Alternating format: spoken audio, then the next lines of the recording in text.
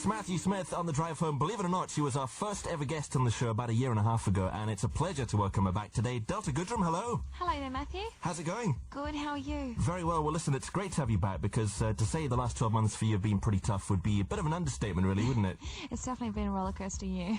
But I guess for you, it's great to be finally getting back to work and getting out doing all the promotional stuff again. Oh, it's just fantastic to be back working again and talking about music and singing for people, and it's great to be back. I suppose the weird thing for you is you were, really busy. You were doing not only the acting thing, but you were promoting around the world your music. Then all of a sudden you had to take time out. Was that pretty tough for you? It's like, of course it was, because it was definitely a surreal experience when you have the #1 album and single in the country in Australia, and then it was just gone #2 over here, and you're getting to do lots of performance, and then someone taps you on the shoulder and says, "Excuse me, you have to take a break for a while because you're not very well and you have cancer," and then basically I just had to concentrate on my health and couldn't wait to be stronger and be back into the world again, really. You were doing really well, as you said. Was there a fear in the back of your mind that you might not be able to achieve the same level again when you came back? Not at all. I kind of just stay really positive and just think that, it's just, this is my health we're talking about, so if I don't have that, I don't have anything, so I really have to focus on getting that right, and then think about how my music will be later. I mean, there were so many more experiences to talk about in music, so I figured that I wouldn't be starving of words or thoughts or feelings. So I guess there was plenty of songs we could write and talk about. So. And of course, the first single you have come back with out of the blue, I know, is #1 in Australia just now. Yes. Which must have been amazing to come back with that #1. Oh, it was fantastic. It's just as exciting. Very, very exciting. It's great to be able to bring the song over here. I'm really excited to be over here. The one thing which is great to see is, just how well the fans have actually stopped by through all this, because we ran a competition on the show last week to win a meet and greet with you, and the response was amazing. We had people not just from this listening area, but from all across the UK phoning and emailing trying to win the competition. Oh, that's brilliant. No, you know what? I was really lucky that a lot of my fans and people that have my record really still some people will be like, why did she cut her hair? Or, she looks completely different for the first time. I'm like, well, just needed a change, But generally speaking, most people were really so supportive. I had so many letters from the UK, and people were so, just telling me to hang in there, and that, hopefully from my music, giving to them, that they were really so very supportive of me at the time I needed them. So, it's just great to be able to go, okay, these are my thoughts and feelings about all this now. I want to give that to you. Great. Well, we'll talk some more about the second album in just a sec, which of course is now ready to go here in the UK. But I understand you've also just completed your first ever movie. That's right, I did. It's called Hating Alison Ashley, and it's a comedy. It's definitely for the younger kids, I think, because it's really cute sort of storyline, very it's an Australian book, and I read the book growing up, so I thought I wanted to be a part of it. So obviously you've done the whole soap acting thing in Neighbours. Was there a big difference for you doing a big movie? Hugely. I mean, I remember I was on set and I would be going, are you seriously still on this same scene? You cannot be serious. I mean, we would have done 8 by now. I was like, come on guys, hurry up here. This is unbelievable. It's one take wonder Goodrem on set. I was like, this is so slow. It's terrible. I mean, by now I'm sure a lot of people know that, for you, music was actually the first thing you were doing, and Neighbours was just a little side project. Yes. You obviously had to leave the show last year due to your health. Will you be returning to Neighbours? I did, and I think I will be for 50 years. I've always returned back, and every time I'm in Australia I go, can I please back to Ramsay Street? Even if I'm not related.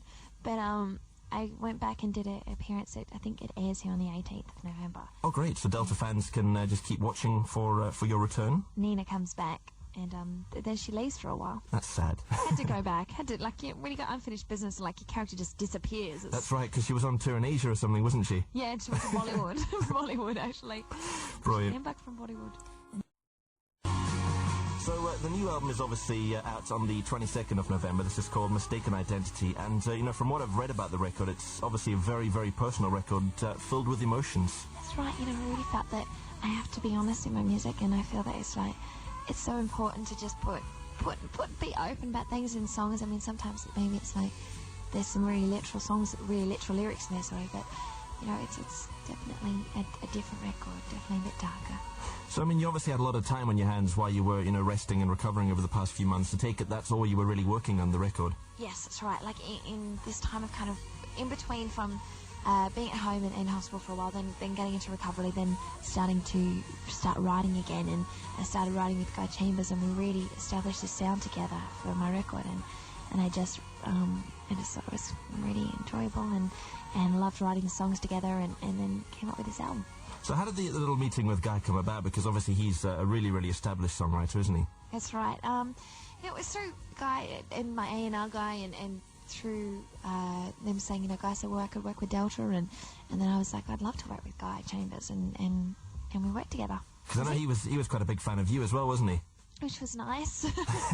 I know as well that, when you're writing a really personal song, it's important to get somebody that is going to, click instantly with you as well. Was that the case when you started working with Guy?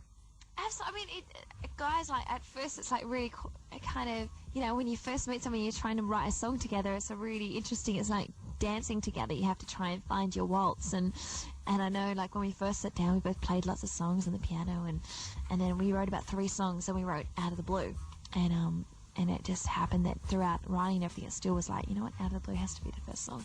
It was the first song we wrote together as well. I know there's a duet on the album as well with Brian McFadden, someone who's going out doing his solo thing just now. Yes. Obviously on the same label, so that's, how things came about there. Exactly. Is this the first duet you've actually done with somebody?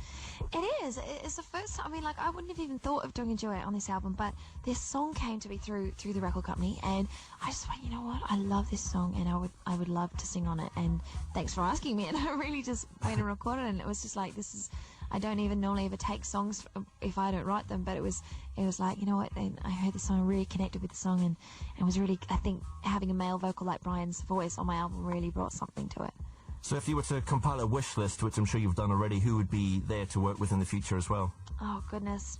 Same people I'm working with still. It would be going back and working with Guy Chambers and Kathy Dennis and Gaz and Elliot, and lots of people like that would be great. That's great. And is there a chance you're going to do some live dates in the UK sometime soon?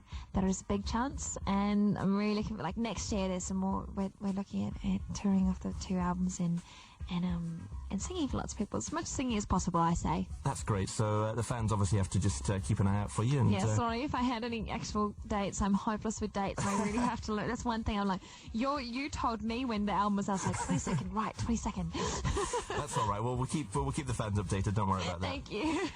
Just finally, this might sound like an odd question, but I'd like to talk about your underwear. No problem. Because I've heard odder.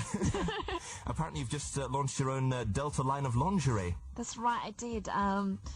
It was like a hobby. Again, that was something I sort of got into as a hobby, and when I worked with somebody called a man called Bruno, and we both sort of worked together and got materials and came up with this underwear range. That's great. Is that available in the UK as well, or is it just Australia? It's going to come to the UK early next year. So you can buy the single, buy the album, see the movie, and some underwear, and wear the underwear as well. Delta, it's been great catching up with you, and great to have you back. Thank you very much. And we wish you all the success. I appreciate that. Take care.